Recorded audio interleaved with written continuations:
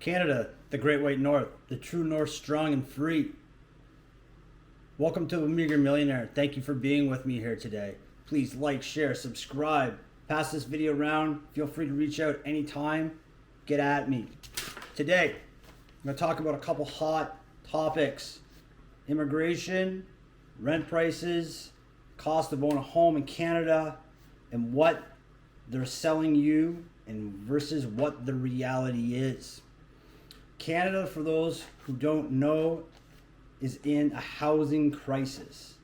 We're in an inflation crisis. We have crises after crises right from the top. One of the crises I'm going to speak about today is the rent issue in Canada. Up here we have an article from the Montreal Gazette. It states that annual rent increases in Canada are slowing, allegedly, as average asking price reaches $2,174. Montreal experienced a somewhat slower rate of increase in asking rents in November compared with previous months, recording annual growth at 8.5% to reach an average of $2,048. Now, in Canada, oftentimes, when we get out into the workforce, we start with entry-level jobs. These jobs are jobs that pay between $16, $17, $20 an hour.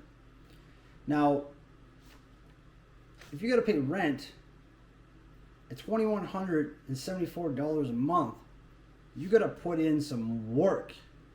You got to put in probably over half of what you're bringing home on the monthly just to keep a roof over your head, let alone feed yourself or your family. So of course people will say, well, I'll just buy a house. To that I say, the average house price in Canada nationally is $630,000. That's right, 630,000 Canadian pesos. Now, if you wanted to buy this average house in Canada, and let's say that you had more than 5% down, let's just say that you had 10% down to buy this house. Well, that's $63,000. Now, if we put that 10% down on this house and we ran it over a 25-year mortgage at 6%, we would have something to the effect of a $3,740 payment per month. Now, this payment excludes any operating expense.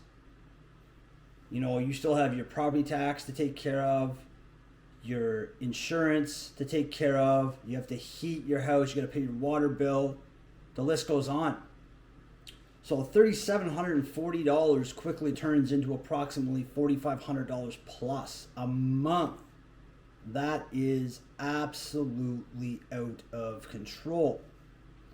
Now, let's look into the kind of effects this is having on people. And it's just not people that are moving to Canada.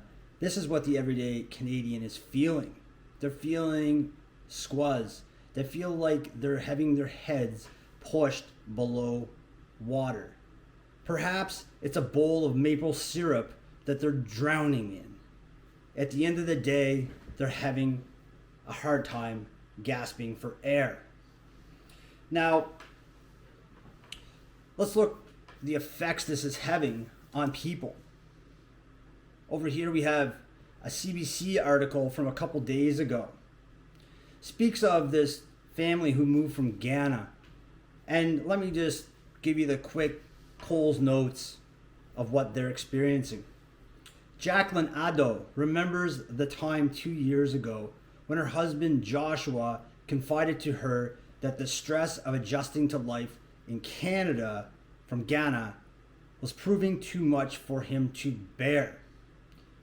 He had reached out to her, and her own mental health wasn't so great. Joshua was struggling to find a good job in his field as a financial advisor, and instead worked stints at a courier company, and at Costco. This guy's out hustling, trying to make ends meet, keep a roof over his family's head, keep them fed. The stress caused by the upheaval of moving to the new country and the often huge chasm between what immigrants are led to expect about life in Canada and the reality can lead to depression, frustration, and a loss of self-esteem. Now, I want to hear what it is that everybody out here is experiencing. Are you seeing rents increase in your areas? Are you seeing rents decrease in your areas? Are you feeling the pinch of higher inflation? Are you feeling the pinch of higher home prices, higher rents? Let me know what it is that you're seeing in your area. This channel is primarily about Canada, although I watch what's going on in the world. I'm just not a man with his blinders on, going what the mainstream media is telling me. I'm out in the trenches, digging up dirt and bringing truth, facts, and reality of what life in Canada is really like for your everyday Canadian. I look forward to hearing back from everybody. Take care, and I'll see you soon.